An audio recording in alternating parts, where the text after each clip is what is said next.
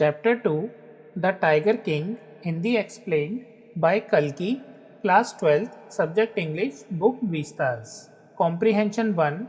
The Maharaja of Pratibandhapuram is the hero of this story. He may be identified as His Highness Jamedar General, Khiledar Major, Satavyagra Samhari, Maharajadhiraja Vishwabhuvna Samrat. Sir Jilani Yung Bahadur, MAD, ACTC, or CRCK, but this name is often shortened to the Tiger King. I have come forward to tell you why he came to be known as Tiger King. I have no intention of pretending to advance only to end in a strategic withdrawal. Even the threat of a Stuka bomber will not throw me off track. The Stuka, if it likes, can beat a hasty retreat from my story.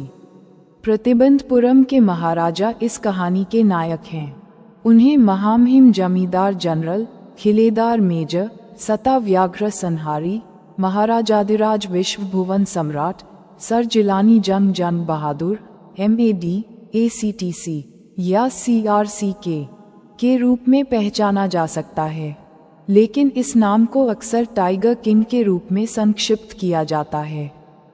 मैं आपको ये बताने के लिए आगे आया हूँ कि उन्हें टाइगर किंग के रूप में क्यों जाना जाता है। मेरा इरादा केवल रणनीतिक वापसी के लिए आगे बढ़ने का दिखावा करने का नहीं है। यहाँ तक कि स्टुका बमवर्षक की धमकी भी मुझे पटरी से नहीं उतार पाएगी। स्टुका अगर चाहे तो मेरी कहानी से जल्दबाजी में पीछे हट सकता है। Right at the start, it is imperative to disclose a matter of vital importance about the Tiger King. Everyone who reads of him will experience the natural desire to meet a man of his indomitable courage face to face. But there is no chance of its fulfillment. शुरुआत में ही tiger king के बारे में एक महत्वपूर्ण बात बताना जरूरी है। जो कोई भी उनके बारे में पढ़ेगा, उसे उनके जैसे अदम्य साहस वाले व्यक्ति से आमने सामने मिलने की स्वाभाविक इच्छा होगी, लेकिन इसकी पूर्ति की कोई संभावना नहीं है। As Bharat said to Rama about Dasharatha, the Tiger King has reached that final abode of all living creatures. In other words, the Tiger King is dead. The manner of his death is a matter of extraordinary interest. It can be revealed only at the end of the tale. The most fantastic aspect of his demise was that as soon as he was born, astrologers had foretold that one day the Tiger King would actually have to die. The child will grow up to become the warrior of warriors, hero of heroes, champion of champions. But they bit their lips and swallowed hard. When compelled to continue, the astrologers came out with it. This is a secret which should not be revealed at all. And yet we are forced to speak out. The child born under this star will one day have to meet its death. At that very moment a great miracle took place. An astonishing phrase emerged from the lips of the 10-day-old Jilani Yung Bahadur, O wise prophets. जैसा कि भरत ने राम से दशरथ के बारे में कहा था, बाघ राजा सभी जीवित प्राणियों के अंतिम निवास पर पहुंच गया है। दूसरे शब्दों में, बाघ राजा मर चुका है। उसकी मृत्यु का तरीका असाधारण रुचि का विषय है। ये कहानी के अंत में ही पता चल सकता है। उसके निधन का सबसे शानदार पहलू ये था कि उसके जन्म के तुरंत बाद ही ज्योतिषियों ने भविष्यवाणी कर दी थी कि एक दिन बाघ राजा को वास्तव में मरना होगा। बच्चा बड़ा होकर योद्धाओं का योद्धा, वीरों का नायक, चैंपियनों का चैंपियन बनेगा। लेकिन उन्होंने अपने होंठ काटे और मुश्किल से निगला। जब जारी रखने के लिए मजबूर किया गया, तो ज्योतिषियों ने इसे उजागर कर दिया। यह एक रहस्य है जिसे बिल्कुल भी उजागर नहीं किया जाना चाहिए, और फिर भी हमें बोलने के लिए मजबूर होना पड़ रहा है। इस नक्षत्र में पैदा हुए बच्चे को एक दिन अपनी मृत्यु का सामना करना पड़ेगा। उसी क्षण एक महान चमत्कार हुआ। 10 दिन के जिलानी जंग बहादुर के होठों से एक आश्चर्यजनक वाक्य निकला, हे बुद्धिमान भविष्यद्वक्ताओं। Everyone stood transfixed in stupefaction. They looked wildly at each other and blinked. O wise prophets, it was I who spoke. This time there were no grounds for doubt. It was the infant born just 10 days ago who had enunciated the words so clearly. The chief astrologer took off his spectacles and gazed intently at the baby. All those who are born will one day have to die. We don't need your predictions to know that.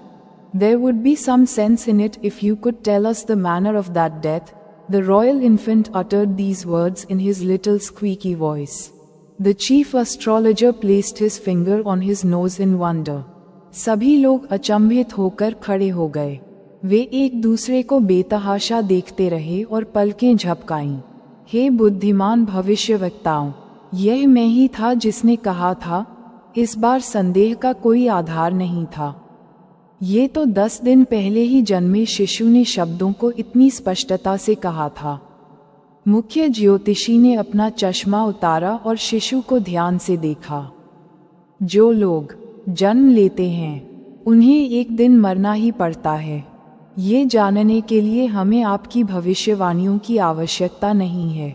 यदि आप हमें बता सकें कि उस मृत्यु का तरीका क्या है तो इसमें कुछ अर्थ होगा। शाही शिशु ने अपनी छोटी सी कर्कश आवाज में ये शब्द कहे। मुख्य ज्योतिषी ने आश्चर्य में अपनी नाक पर अपनी उंगली रखी। A baby barely 10 days old opens its lips in speech. Not only that, it also raises intelligent questions. Incredible, rather like the bulletins issued by the War Office than facts. The chief astrologer took his finger off his nose and fixed his eyes upon the little prince. The prince was born in the hour of the bull. The bull and the tiger are enemies, therefore. Death comes from the tiger, he explained. बमुश्किल 10 दिन का बच्चा बोलते समय अपने होंठ खोलता है। इतना ही नहीं, वह बुद्धिमानी भरे सवाल भी उठाता है। अविश्वसनीय। ये तथ्यों से कहीं ज्यादा युद्ध कार्यालय द्वारा जारी किए गए बुलेटिनों जैसा है। मुख्य ज्योतिषी ने अपनी उंगली नाक से हटाई और अपनी आंखें छोटे राजकुमार पर टिका दी। राजकुमार का जन्म बैल के समय में हुआ था। बैल और बाघ दुश्मन हैं, इसलिए मृत्यु बाघ से आती है, उन्होंने समझाया। You may think that Crown Prince Yung Bahadur was thrown into a quake when he heard the word tiger. That was exactly what did not happen. As soon as he heard it pronounced, the Crown Prince gave a deep growl. Terrifying words emerged from his lips. Let tigers beware. This account is only a rumor rife in Pratibandhapuram. But with hindsight we may conclude it was based on some truth. आप सोच सकते हैं कि युवराज जंग बहादुर जब बाघ शब्द सुनते हैं तो उनके होश उड़ जाते हैं, लेकिन ऐसा नहीं हुआ। जैसे ही युवराज ने ये शब्द सुना, उन्होंने गहरी गरज के साथ कहा। उनके होठों से डरावने शब्द निकले, बाघों से सावधान। ये कहानी केवल प्रतिबंधपुरम में फैली एक अफवाह है, लेकिन पीछे मुड़कर देखने पर हम यह निष्कर्ष निकाल सकते हैं कि यह कुछ हद तक सत्य पर आधारित थी। Comprehension 2. Crown Prince Yung Bahadur grew taller and stronger day by day. No other miracle marked his childhood days apart from the event already described. The boy drank the milk of an English cow, was brought up by an English nanny, tutored in English by an Englishman, saw nothing but English films, exactly as the crown princes of all the other Indian states did. When he came of age at 20, the state, which had been with the court of wards until then, came into his hands. But everyone in the kingdom remembered the astrologer's prediction. Many continued to discuss the matter.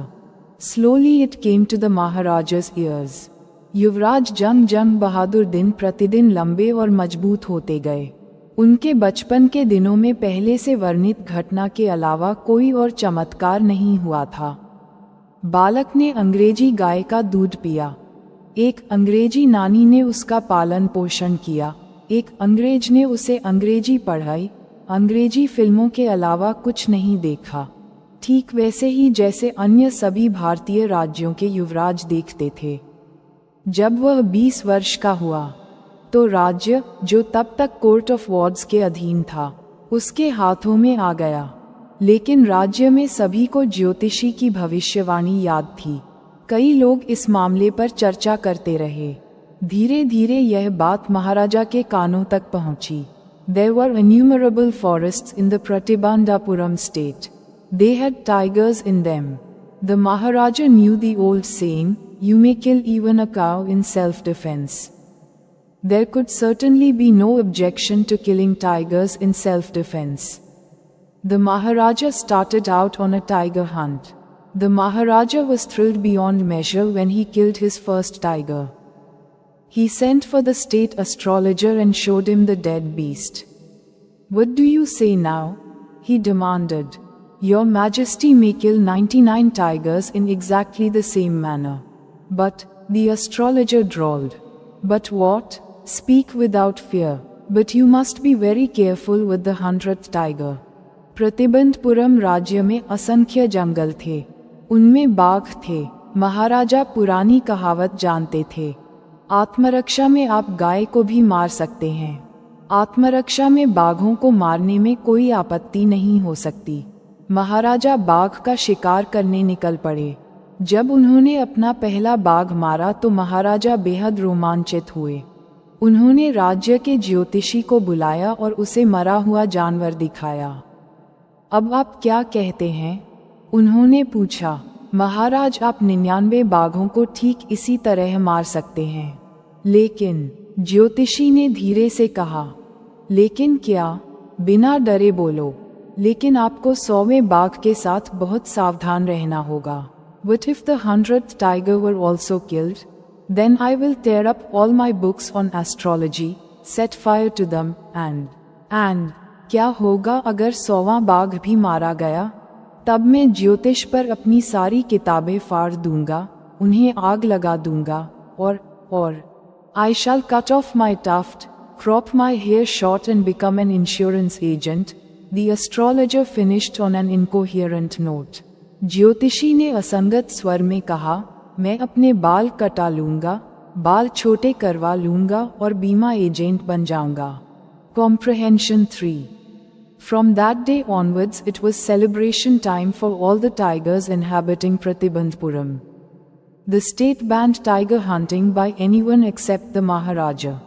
A proclamation was issued to the effect that if anyone dared to fling so much as a stone at a tiger, all his wealth and property would be confiscated.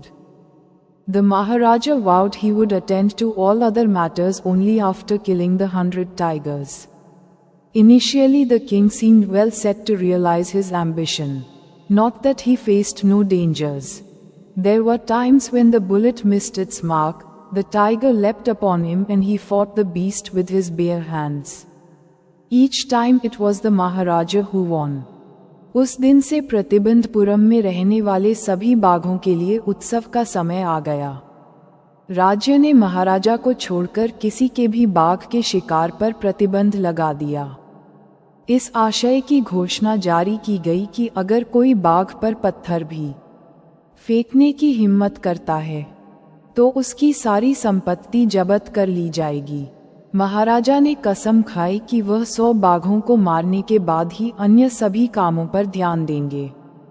शुरू में राजा अपनी महत्वाकांक्षा को साकार करने के लिए पूरी तरह तैयार लग रहे थे। ऐसा नहीं है कि उन्हें किसी खतरे का सामना नहीं करना पड़ा। कई बार ऐसा हुआ कि गोली निशाने से चूक गई, बाघ उन पर झपट पड़ा और उन्होंने अपने नंगे हाथों से जानवर से लड़ाई की। हर बार महाराजा की जीत हुई। At another time he was in danger of losing his throne. A high-ranking British officer visited Pratibandhapuram. He was very fond of hunting tigers, and fonder of being photographed with the tigers he had shot. As usual, he wished to hunt tigers in Pratibandhapuram. But the Maharaja was firm in his resolve. He refused permission. "I can organize any other hunt. You may go on a boar hunt. You may conduct the mouse hunt. We are ready for a mosquito hunt. But tiger hunt, that's impossible." The British officer's secretary sent word to the Maharaja through the Dewan that the Durai himself did not have to kill the tiger. The Maharaja could do the actual killing. What was important to the Durai was a photograph of himself holding the gun and standing over the tiger's carcass. But the Maharaja would not agree even to this proposal. If he relented now, what would he do if other British officers turned up for tiger hunts?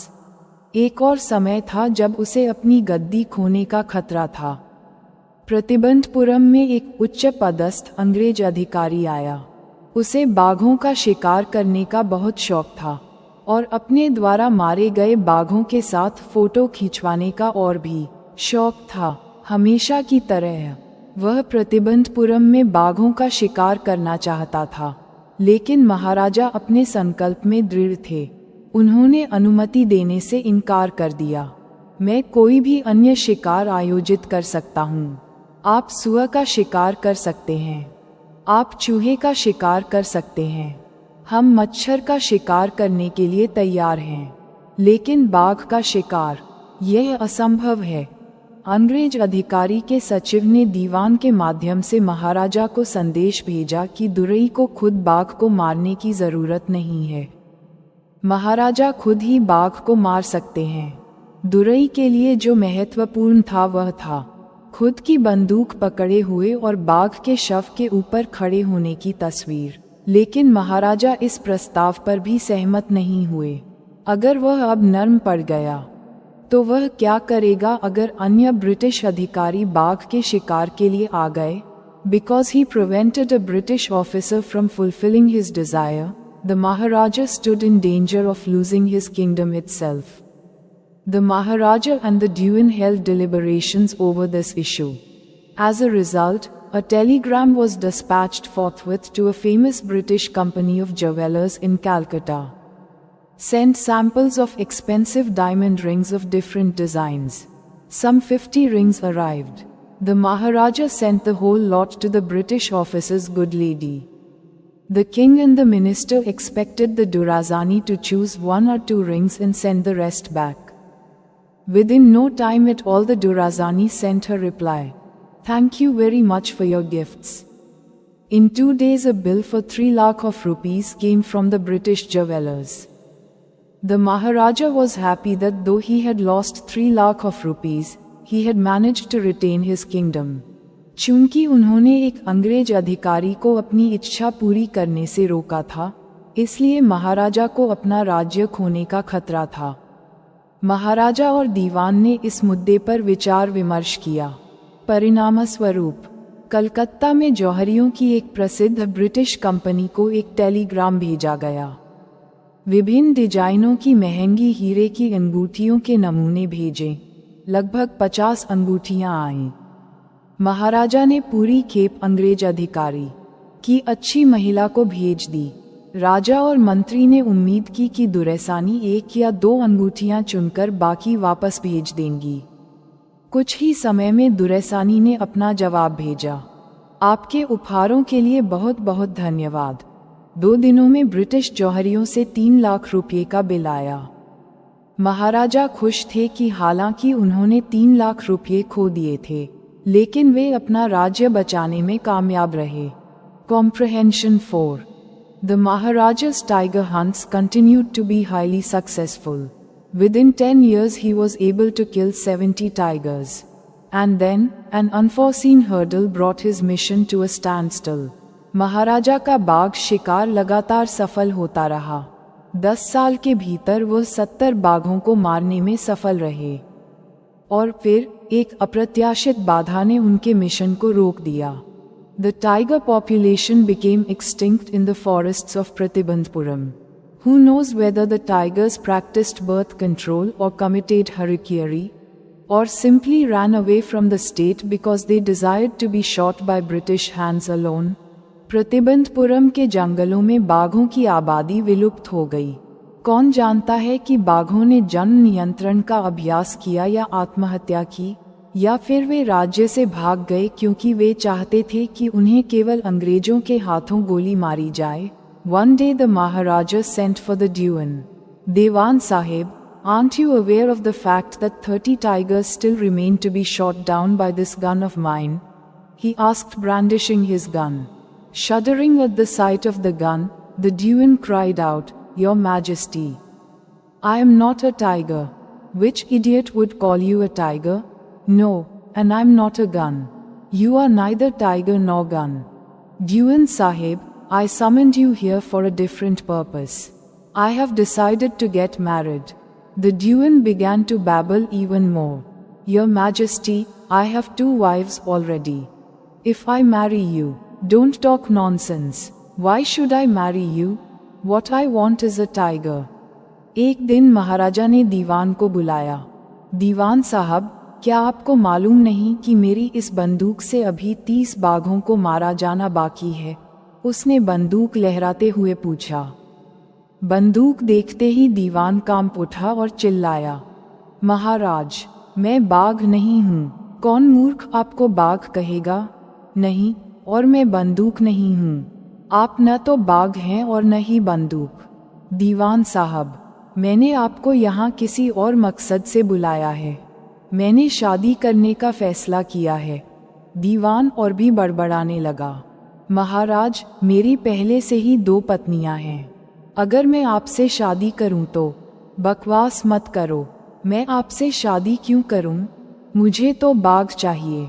Your majesty, please think it over. Your ancestors were married to the sword. If you like, marry the gun. A tiger king is more than enough for this state. It doesn't need a tiger queen as well." The Maharaja gave a loud crack of laughter. "I'm not thinking of marrying either a tiger or a gun, but a girl from the ranks of human beings. First, you may draw up statistics of tiger populations in the different native states. Next, you may investigate if there is a girl I can marry in the royal family of a state with a large tiger population." The Dawn followed his orders. He found the right girl from a state which possessed a large number of tigers. Maharaja Jung Bahadur killed 5 or 6 tigers each time he visited his father-in-law. In this manner, 99 tiger skins adorned the walls of the reception hall in the Pratibandhapuram palace. "महाराज, कृपया इस पर विचार करें। आपके पूर्वजों ने तलवार से विवाह किया था। यदि आप चाहें तो बंदूक से विवाह कर लें। इस राज्य के लिए बाघ राजा ही काफी है। इसे बाघ रानी की भी आवश्यकता नहीं है।"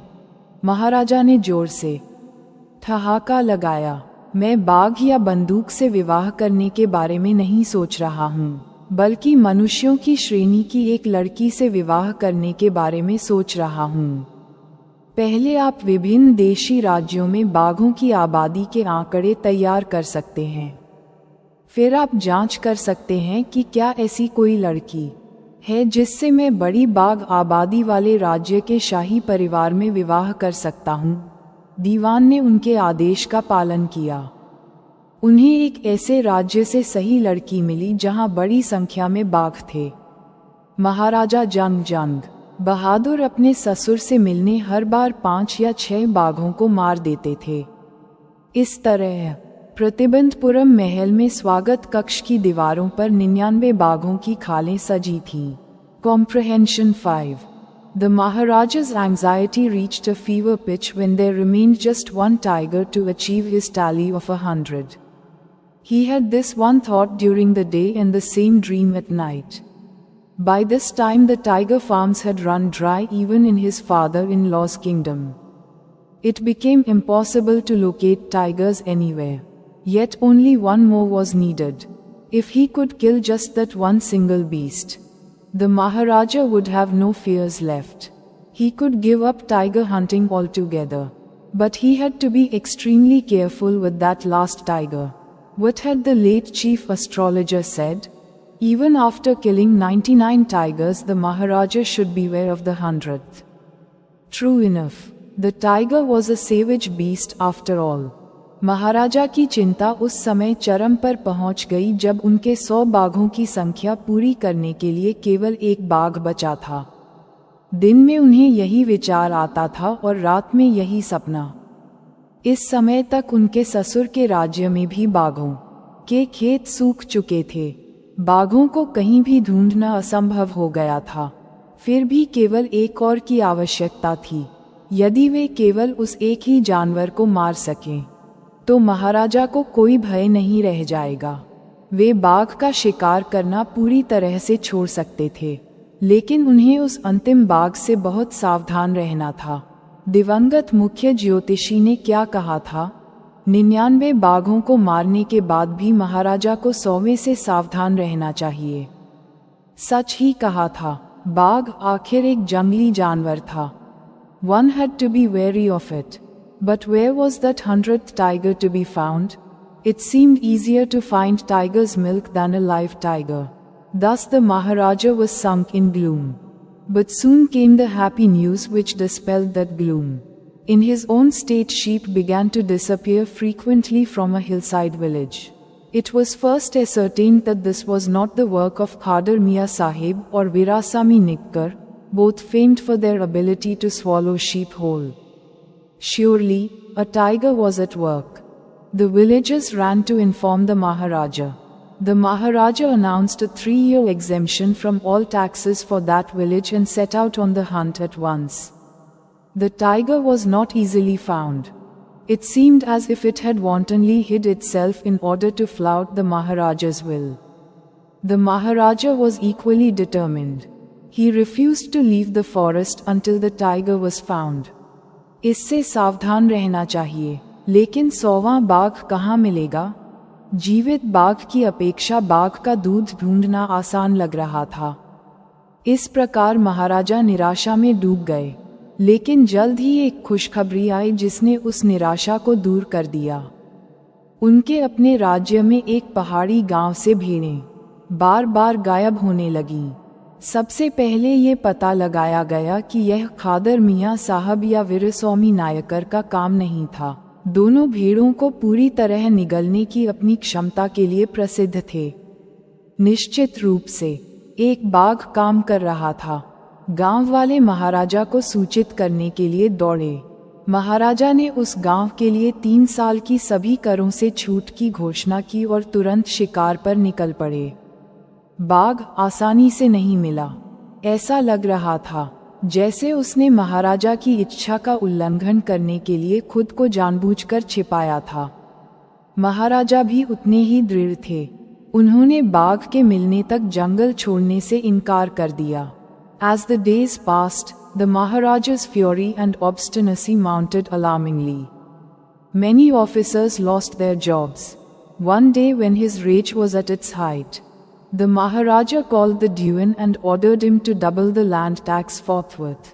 जैसे जैसे दिन बीतते गए, महाराजा का क्रोध और हठ खतरनाक रूप से बढ़ता गया।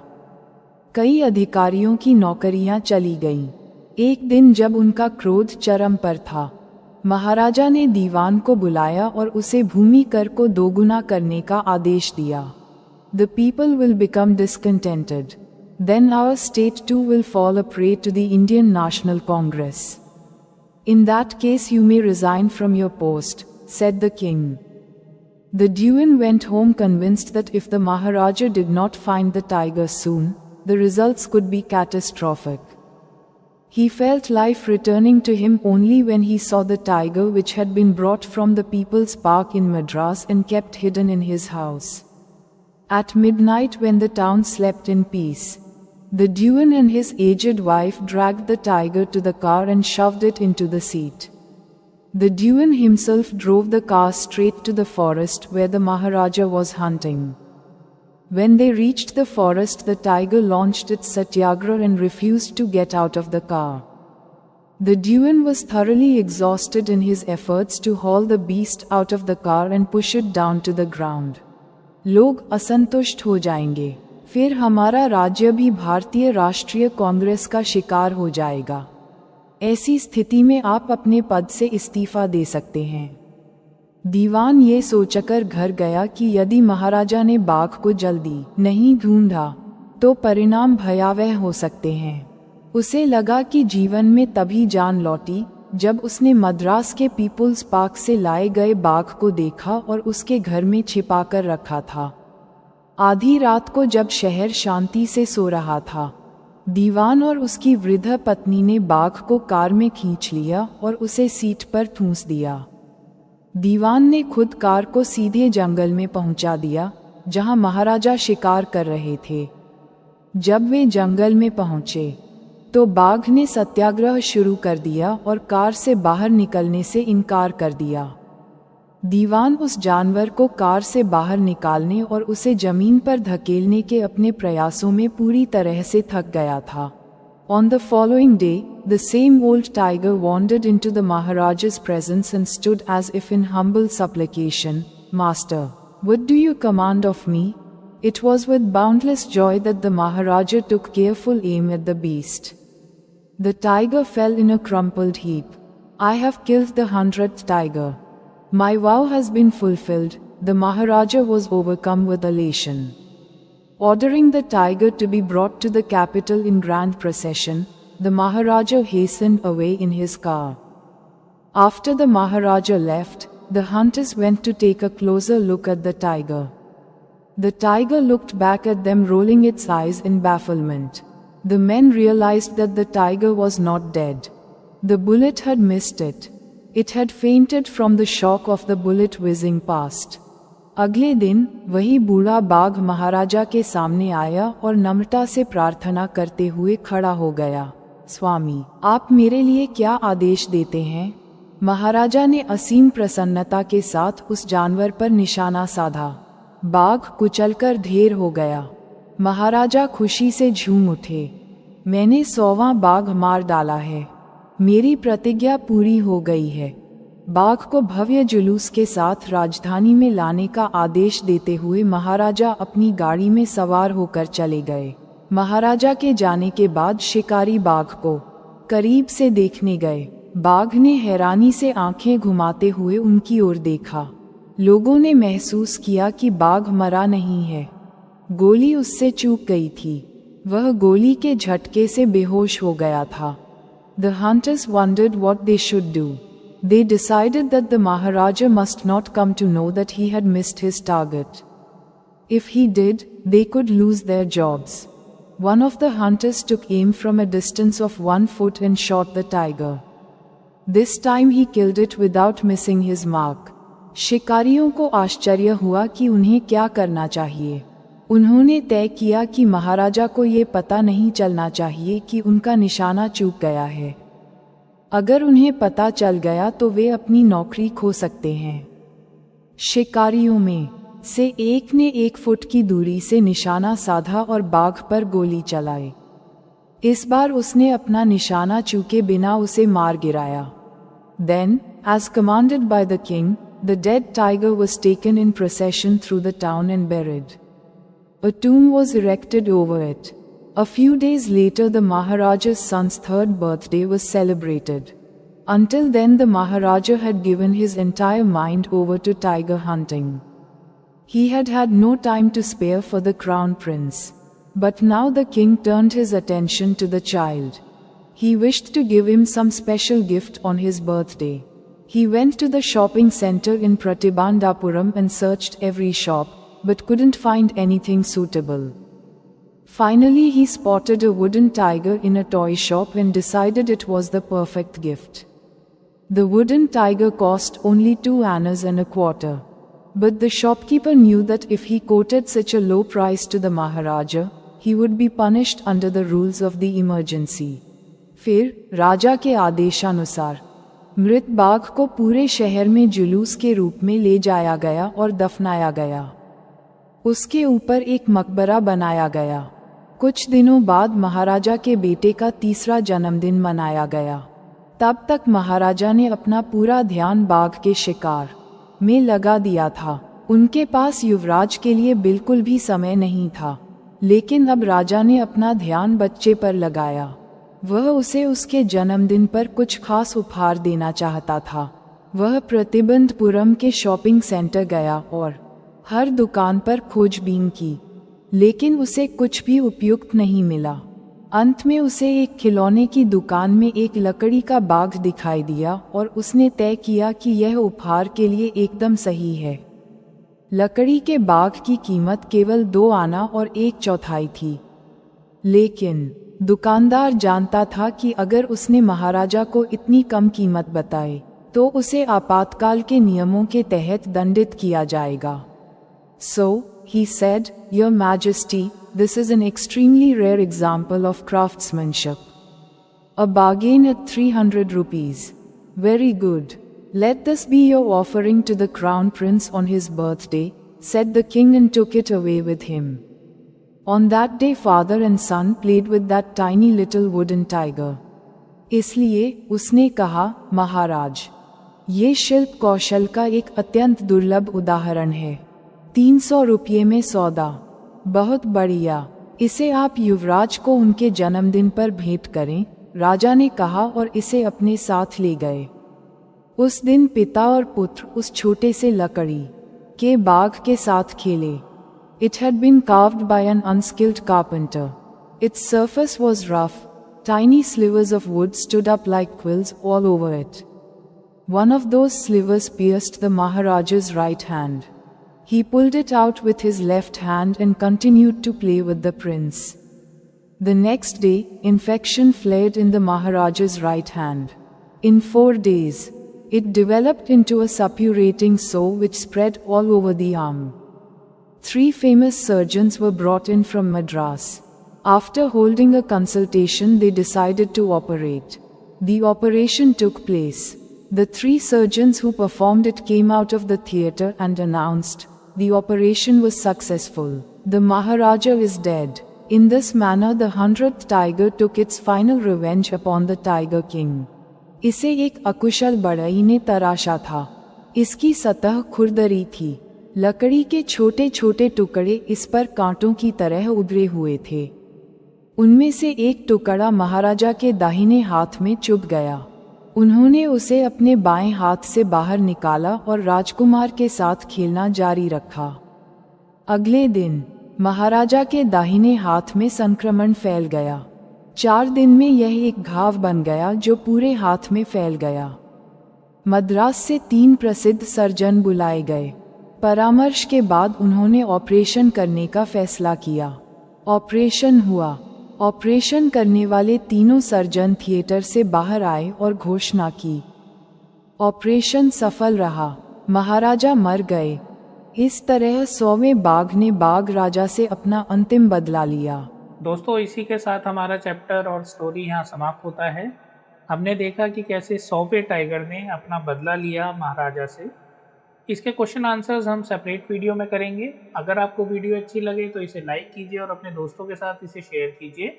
मिलते हैं नेक्स्ट वीडियो में। Thank you for watching.